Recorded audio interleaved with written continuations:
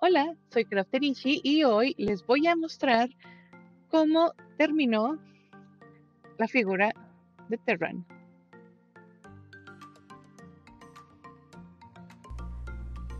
Para empezar, quiero aclarar que no voy a explicar cómo pintar con aerógrafo, porque aún estoy aprendiendo.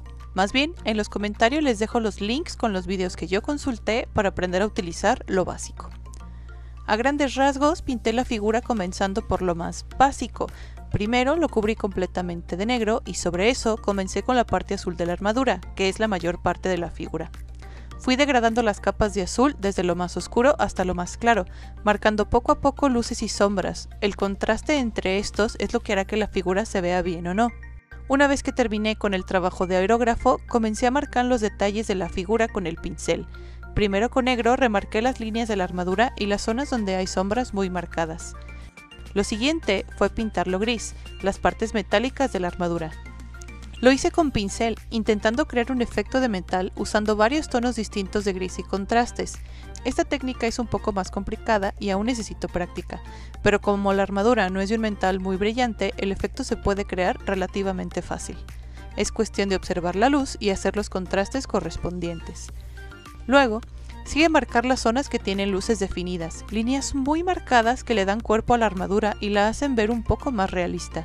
Estas las coloqué en dos tonos, con un azul gris claro y sobre las mismas líneas, un poco más cortas, con blanco.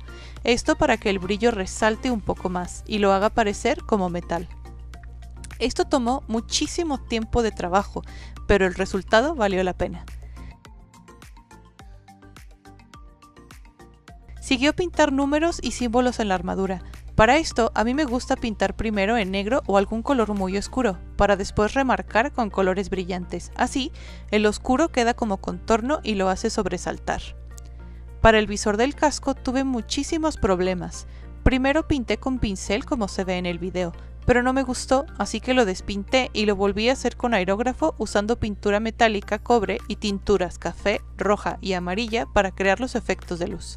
El arma fue muy simple. Sobre negro hice un dry brush con pintura metálica plateada y luego remarqué luces y sombras con pincel. Hasta este punto vemos un marín que está recién salido de fábrica. Ahora sigue pintarle las marcas de desgaste por la batalla.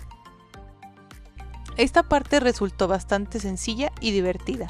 Solo se necesitan 4 pinturas diferentes: marrón o gris oscuro, gris medio, gris claro y blanco. Primero se marcan las zonas donde estará el desgaste con el tono oscuro, pensando siempre que tengan sentido y se vean hasta cierto punto naturales. Las orillas de la armadura, las esquinas, partes que sobresalgan más o que estén más propensas a daños. Sobre el tono oscuro colocamos con líneas delgadas los siguientes dos tonos, el gris medio y sobre ese el gris claro.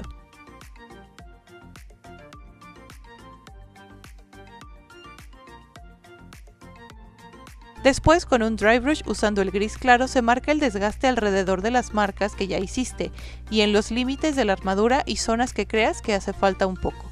En este punto ya se ve bastante bien el desgaste, pero le falta algo, y ese algo es el brillo del metal que se asoma bajo la pintura.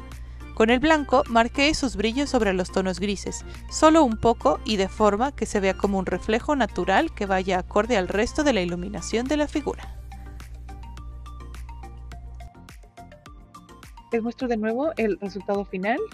La verdad es que estoy súper feliz. Espero que vaya a gustar mucho a quien me lo pidió. Y bueno, muchísimas gracias por ver el video. No olviden suscribirse al canal si les gustó y me pueden seguir en mis otras redes sociales como Facebook e Instagram como Crafterishi. Hasta la próxima.